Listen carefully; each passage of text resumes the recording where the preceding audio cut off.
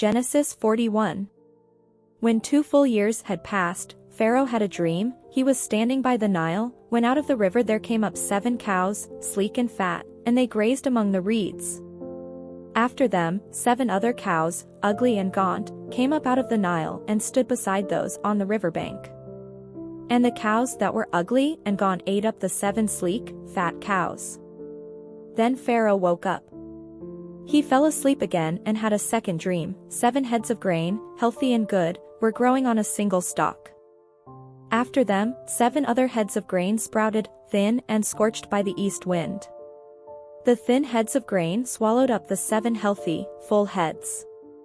Then Pharaoh woke up. It had been a dream.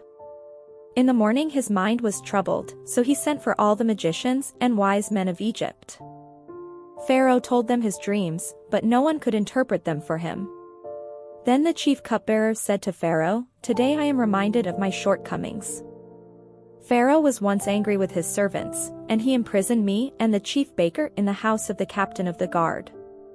Each of us had a dream the same night, and each dream had a meaning of its own. Now a young Hebrew was there with us, a servant of the captain of the guard. We told him our dreams, and he interpreted them for us, giving each man the interpretation of his dream. And things turned out exactly as he interpreted them to us. I was restored to my position, and the other man was impaled." So Pharaoh sent for Joseph, and he was quickly brought from the dungeon. When he had shaved and changed his clothes, he came before Pharaoh. Pharaoh said to Joseph, "I had a dream, and no one can interpret it. But I have heard it said of you that when you hear a dream you can interpret it." "I cannot do it," Joseph replied to Pharaoh, "but God will give Pharaoh the answer he desires." Then Pharaoh said to Joseph, "In my dream I was standing on the bank of the Nile, when out of the river there came up 7 cows, fat and sleek, and they grazed among the reeds. After them, 7 other cows came up, scrawny and very ugly and lean. I had never seen such ugly cows in all the land of Egypt. The lean, ugly cows ate up the 7 fat cows that came up first. But even after they ate them, no one could tell that they had done so. They looked just as ugly as before. Then I woke up. In my dream I saw 7 heads of grain, full and good, growing on a single stalk.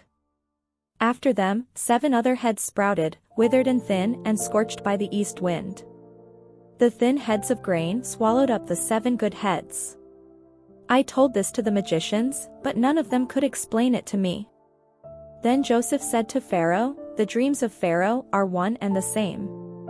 God has revealed to Pharaoh what he is about to do. The 7 good cows are 7 years, and the 7 good heads of grain are 7 years, it is one and the same dream.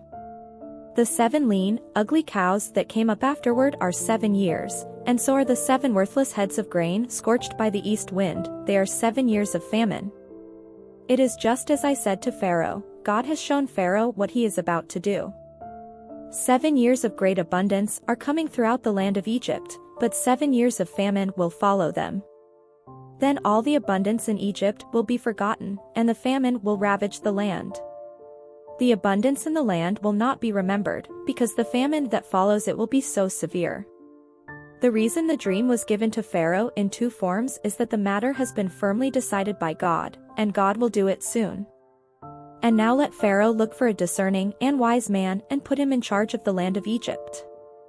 Let Pharaoh appoint commissioners over the land to take 1/5 of the harvest of Egypt during the 7 years of abundance. They should collect all the food of these good years that are coming and store up the grain under the authority of Pharaoh, to be kept in the cities for food. This food should be held in reserve for the country, to be used during the 7 years of famine that will come upon Egypt, so that the country may not be ruined by the famine." The plan seemed good to Pharaoh and to all his officials. So Pharaoh asked them, "Can we find anyone like this man, one in whom is the Spirit of God?" Then Pharaoh said to Joseph, "Since God has made all this known to you, there is no one so discerning and wise as you. You shall be in charge of my palace, and all my people are to submit to your orders. Only with respect to the throne will I be greater than you." So Pharaoh said to Joseph, "I hereby put you in charge of the whole land of Egypt." Then Pharaoh took his signet ring from his finger and put it on Joseph's finger. He dressed him in robes of fine linen and put a gold chain around his neck. He had him ride in a chariot as his second in command, and people shouted before him, "Make way." Thus he put him in charge of the whole land of Egypt. Then Pharaoh said to Joseph, "I am Pharaoh, but without your word no one will lift hand or foot in all Egypt." Pharaoh gave Joseph the name Zaphenath-Paneah and gave him Asenath daughter of Potipharah, priest of On, to be his wife.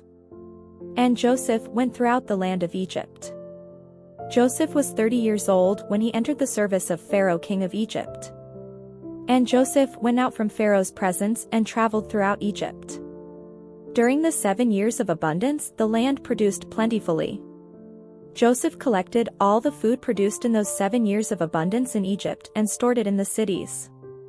In each city he put the food grown in the fields surrounding it. Joseph stored up huge quantities of grain, like the sand of the sea. It was so much that he stopped keeping records because it was beyond measure. Before the years of famine came, 2 sons were born to Joseph by Asenath daughter of Potipharah, priest of On. Joseph named his firstborn Manasseh and said, "It is because God has made me forget all my trouble and all my father's household." The second son he named Ephraim and said, "It is because God has made me fruitful in the land of my suffering." The 7 years of abundance in Egypt came to an end, and the 7 years of famine began, just as Joseph had said. There was famine in all the other lands, but in the whole land of Egypt there was food. When all Egypt began to feel the famine, the people cried to Pharaoh for food. Then Pharaoh told all the Egyptians, "Go to Joseph and do what he tells you." When the famine had spread over the whole country, Joseph opened all the storehouses and sold grain to the Egyptians, for the famine was severe throughout Egypt.